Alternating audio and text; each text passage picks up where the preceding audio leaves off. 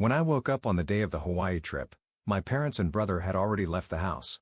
On the living room desk, there was a note from my mother that read, "You're just a freeloader living in the house. Home suits you." I made sure they couldn't come back to my house. In an upscale residential area of Manhattan, Kelly Holmes stood by the window on the third floor of the five-story Holmes family luxury house. The sky, tinged with purple as the day waned, began to highlight the headlights of luxury cars passing by on the street. The cell phone of the 17-year-old girl vibrated. A message from her best friend Julia. "Kelly, emergency. Did the police contact you? Your parents are really worried. Please reply soon." She stared at the screen. The police? Her parents are worried? She didn't understand. As she scrolled, more messages appeared. "Is it true you're missing? Where are you? Everyone is looking for you." Kelly's hands began to tremble, and a cold sensation surged through her body. She was definitely here. She had been staying here all week since her parents refused to take her to their wedding. "Julia, what are you talking about?" "I'm here." She sent the reply, and immediately her phone rang. Julia's voice was confused and shaky. "What? But your parents filed a missing person report. Haven't you seen Instagram? Everyone's looking at the posts from your parents." Kelly hurriedly opened Instagram. An unbelievable scene unfolded before her. A family photo taken in front of a luxury resort hotel under the blue skies of Hawaii with palm trees swaying. Her mother in an elegant summer dress, her father in a fine linen suit, her sister Sandra in a designer dress, and her brother Chris in a casual branded suit. A perfect family vacation photo, and her mother's post read, "Our beloved daughter Kelly is missing, and this special day is filled with mixed emotions. We are cooperating with the police in the search, praying for her safety." Kelly's vision blurred. Nausea surged. She felt as if she might collapse right there. She leaned against a luxurious chair by the window. Looking around the room, a white-themed interior, designer furniture, and a wall-to-wall bookshelf. Luxurious yet with a somewhat cold atmosphere. A space that symbolized the 17 years of her life. This was the explanation her parents chose for not wanting her at the wedding. Missing. It all started on a morning in February. At breakfast, her usually cheerful mother announced something important. After living together for 25 years without marriage, her parents had finally decided to have a formal wedding. "It's in Hawaii. It'll be a small but lovely ceremony." Her mother Beth spoke as if she were talking about a dream. "Sandra, I want you to be my maid of honor." Kelly's sister Sandra cheered. "Mom, it's going to be a wonderful ceremony. We'll make everything perfect, from the dress to the hair and makeup." Kelly's father Richard smiled at her brother Chris. "Chris, will you be my best man?" "Of course, Dad. It's an honor." No one looked at Kelly. Around the luxurious dining table, there was a family of 5, but only 4 were actually part of the conversation. Kelly was just there, merely existing. It had always been like that. Her sister and brother had always been the stars, the pride of their parents. Compared to them, Kelly was quite ordinary, with no particular talents to speak of, just an average child, who might have seemed inferior to her parents, who already had exceptional children. At some point, Kelly began to be treated like she was just air. Initially, she felt out of place, but gradually, she came to accept her situation. The wedding preparations progressed rapidly. Every week, her mother and Sandra visited upscale boutiques, hunting for wedding and party dresses. The two shopping together looked more like best friends than mother and daughter. Her father and Chris went to a luxury tailor for tuxedos. Chris also showed interest in his father's passion for luxury cars, even planning the honeymoon drive. The living room overflowed with wedding planning materials, brochures from luxury hotels, first-class airline information, and detailed notes from meetings with the wedding planner. The family's conversation was always dominated by the wedding. For the decorations at the venue, these white roses are nice. For catering, let's go with a French and Italian fusion. The guest list already has over 100 people. Kelly quietly observed. She was hoping someone would notice her presence, but those hopes were consistently dashed. When the topic of a flower girl came up for a moment, attention turned to her, but the conclusion came quickly. Sandra's 3-year-old daughter, Ashley, came to be their perfect choice. "Ashley will be so cute." "Yes, she's the perfect age. Everyone will want to take pictures of her." When her maternal grandmother, Dorothy, suggested that Kelly read a poem at the ceremony, her parents immediately rejected the idea. "We want a simple ceremony," her mother said. "No need for any unnecessary performances," her father added. Kelly painfully understood the true meaning behind those words. She was deemed an unnecessary presence. One evening in May, her father called out to her. "Kelly, can I talk to you for a moment?" In the living room, her mother was looking at pictures of the venue on an expensive tablet. When Kelly entered, her mother turned off the screen. "There's something about the wedding I need to discuss," her mother began, choosing her words carefully while sitting on the leather sofa set. "You Her mother hesitated. I think it's better if you don't attend. Kelly couldn't believe her ears. The air in the living room surrounded by luxury furniture seemed to freeze instantly. What do you mean? Our wedding is going to be very elegant, her mother said, caressing the expensive Persian carpet with her toes. You're not good with that sort of thing, are you? Not good with it. Kelly's voice trembled. The light from the luxurious chandelier suddenly felt too bright. You don't want to invite me? Her father cleared his throat from his custom leather armchair. You're not suited for these kinds of events. You wouldn't handle it well like Sandra or Chris, but I'm your daughter. Kelly's voice echoed faintly in the spacious living room. That's exactly why, her mother interjected while absent-mindedly playing with her expensive necklace. We don't want to embarrass you. At that moment, something inside Kelly crumbled. She felt as if she could hear the last bastion of her family built over 17 years collapsing. Embarrassing? Kelly's voice rose. The family photos displayed in the living room suddenly looked alien. I'm your embarrassment. Not in that way. Her mother stumbled over her words, nervously touching her expensive bracelet. Then what do you mean? Anger welled up inside her. Your own daughter isn't invited. How does that make sense, Kelly? Her father's voice grew stern. Don't be selfish anymore. Selfish. Kelly chuckled bitterly. The family photo on the marble fireplace caught her eye. A perfectly staged facade of happiness. Wanting to attend my own parents' wedding is selfish. You're always like this. Her mother sighed. You never try to understand us. Do you know how important this wedding is to us? Understand? Kelly's voice shook. What about the 17 years I've spent trying to understand you? Have you ever tried to understand my feelings even once? From that night on, Kelly stayed in her room. Within the expansive space, she felt herself becoming smaller and smaller. Luxurious furniture, designer lighting, and the latest audio equipment. Materially, she lacked nothing, but what was critically missing was love. Her meals were brought to her room by the housekeeper, Patty. Patty's gaze held sympathy, but she couldn't say anything. From her window, Kelly could see her family busy with wedding preparations. Her mother and Sandra returned home, arms laden with designer shopping bags. Her father and Chris went out in a luxury car for tuxedo fittings.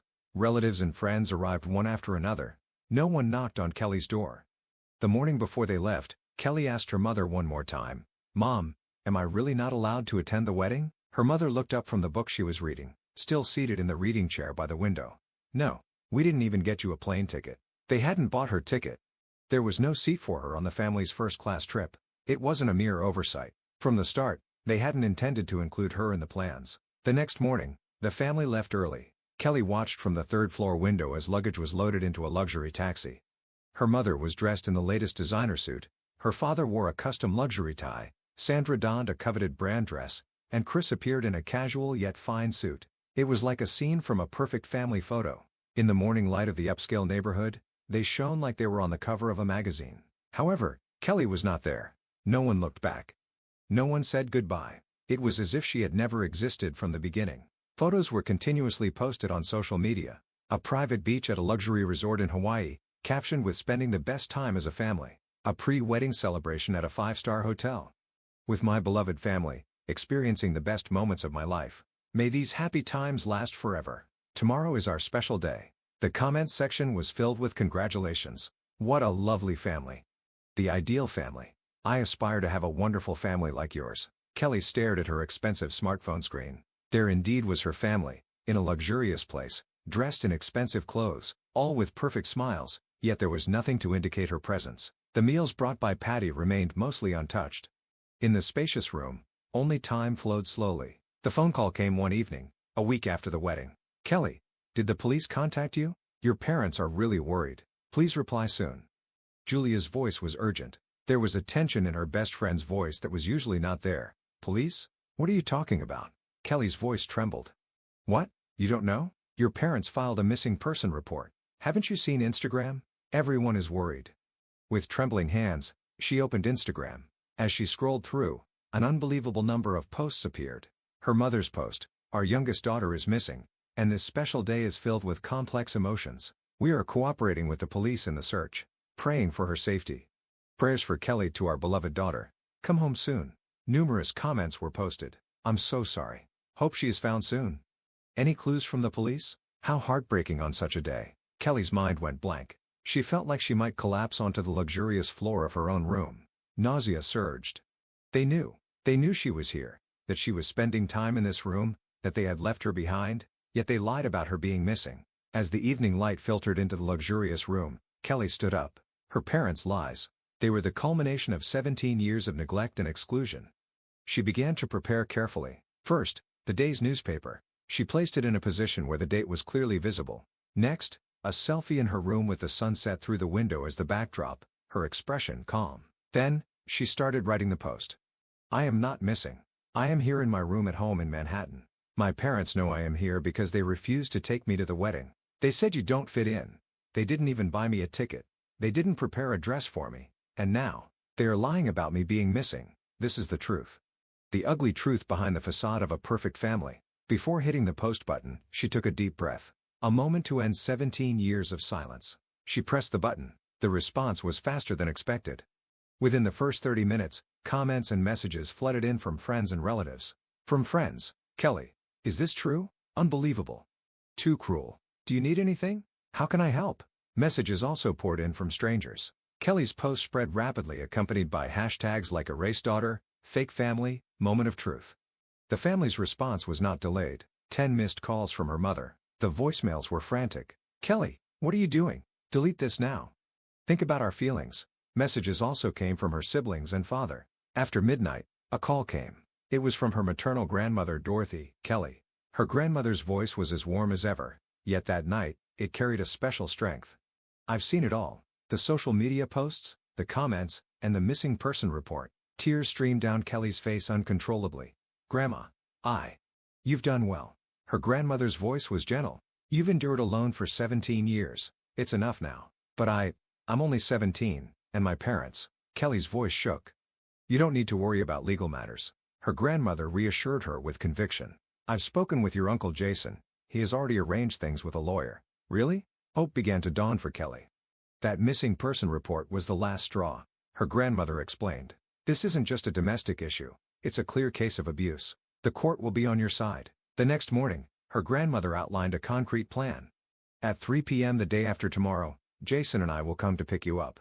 Just pack the essentials. Don't forget important documents. Your passport, insurance card, school records. You'll need everything. Kelly quietly began to prepare. Packing up 17 years of her life was challenging, but truly essential items were few. On the promised day, just as her parents' taxi, fresh from Hawaii, slid up to the front door, an unexpected scene unfolded. Her grandmother Dorothy and Uncle Jason were waiting, along with a lawyer dressed in a gray suit. They simply froze at the unexpected greeting. Mom? Beth's voice trembled.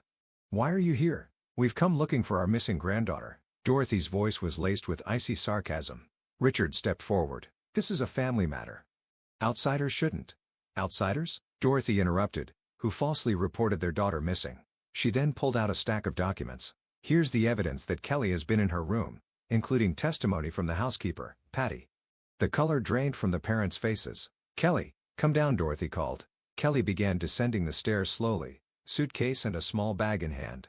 Her 17 years of life were packed inside. What are you thinking? Richard confronted her, his high-end suit collar disheveled.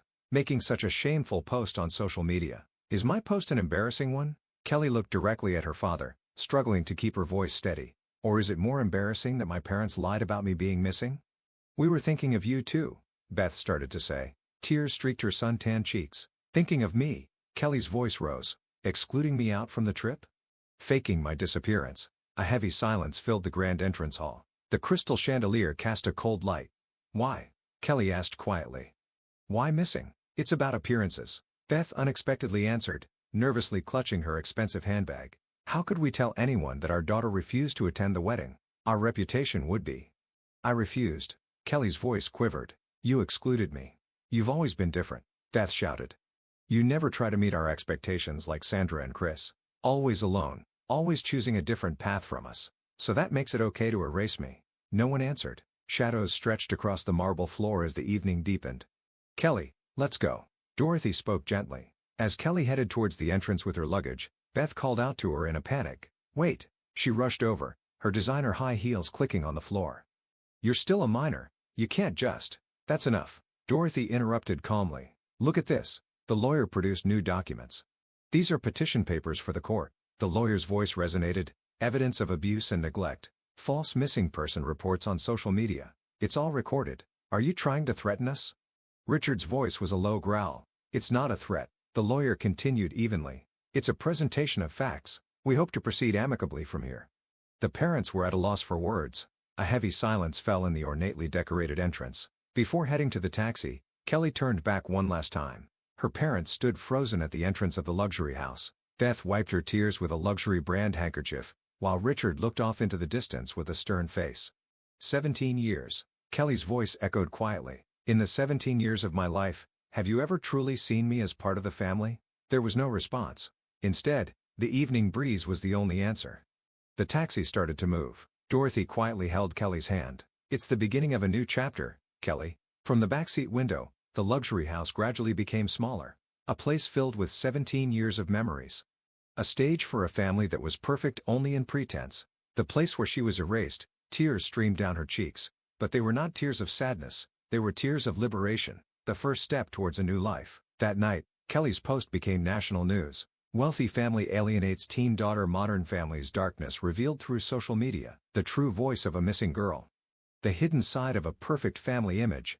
There were requests for interviews from TV stations, newspapers wanted interviews, publishing houses offered book deals. However, Kelly turned them all down. She wasn't ready yet. She wanted to focus on reclaiming herself. Instead, she began to write. On her blog, she shared her honest feelings.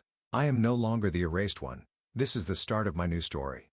For those tired of playing the perfect family, you are not alone. St. Mary's High School was worlds apart from the private high school in Manhattan that Kelly had attended. There was no competition for brand-name goods. Instead, there were warm smiles and genuine words. On the first day, a classmate named Jessica approached her naturally. You're new, right? Want to have lunch together? Kelly hesitated for a moment. This was an act of kindness without any expectation of return, something she had never experienced before. Students who had seen her posts on social media did not pry unnecessarily. Kelly, look at this. One day during lunch, Jessica handed her the school newspaper. The literary club is looking for writers. Kelly was intrigued. She had always been good at writing, but her parents had dismissed it as a waste of time. Study business or law, they would say. Why don't you try? Jessica encouraged her. I think you have talent. From that day, Kelly began to write. It started with journal-like short pieces. Gradually, she moved on to stories and poems. By expressing her emotions through words, she felt the burdens inside her lighten. Her first short story in the school newspaper, The Voice of the Erased Girl, received more feedback than expected. A story of a girl ignored by her family and falsely declared missing. The true story presented as fiction drew remarkable attention. A girl raised to be invisible, breathing quietly under the mask of a perfect family, and the day she decided to raise her voice, she washed away the false label of missing with the truth. Kelly, this is an amazing piece, said Mizu Baker, her literature teacher, in a quiet voice. Your words have a soul. Kelly's story spread beyond the school. It was featured in local newspapers, recommended for literary awards, and shared widely online. Unexpected responses arrived. An email from her mother, Beth. I read it. For the first time, I might understand the weight of what we've done. Your words have opened my eyes. A message from her sister, Sandra. I never truly considered how you felt. We were so focused on playing perfect that we lost sight of what was important. I'm sorry. A letter from her brother Chris. We pretended not to notice. That was our greatest sin. Your courage exposed the falsehoods in our family. Kelly's story resonated with people she never expected. One day, a call came from an unknown number. Hello, is this Kelly? A calm woman's voice. I'm your father's sister. Your Aunt Megan. Kelly gasped. The aunt who appeared in only one family photo at her home. The one rumored to have been ostracized by the family. 20 years ago, I was also erased from the family. Megan's voice continued as someone who didn't fit the perfect family image. Back then, no one had the courage to speak up. The conversation with Megan gave Kelly a new perspective. The Holmes family has a tradition of erasing passed down through generations. Megan's voice held old pain. I wanted to be a painter, but it was deemed unsuitable for the family stature. I was opposed by our parents and denied by your father, and eventually, it was made to seem as though I had run away. Kelly took notes with trembling hands, the family's twisted tradition, invisible chains, and the stories of those who tried to break them. One day, the results from the state's Young Writers Contest arrived. Mizu Kelly Holmes, your work, The Erased Ones, The Truth Behind the False Missing Person Report, has been selected as the first prize winner in the high school category. She celebrated by hugging her grandmother. The story was also prominently featured in the local newspaper. And then, another unexpected response came. An email from her father, Richard. Congratulations, we failed to understand your talent. No, We chose not to understand. Trapped by the so-called tradition of the Holmes family, about Megan and about you. The email from her father continued. We were captivated by the illusion of a perfect family, only now do I realize how great the cost has been. Losing Megan and then you. Perhaps it was a curse-like chain within the Holmes family. A lengthy email also arrived from her mother. Every day, I reread your article. We tried to erase your very existence with the lie of missing that was the lowest act as a mother. I don't expect to be forgiven, but your voice has certainly reached us. Kelly did not reply. She felt it wasn't time yet. Instead, she began writing a new novel.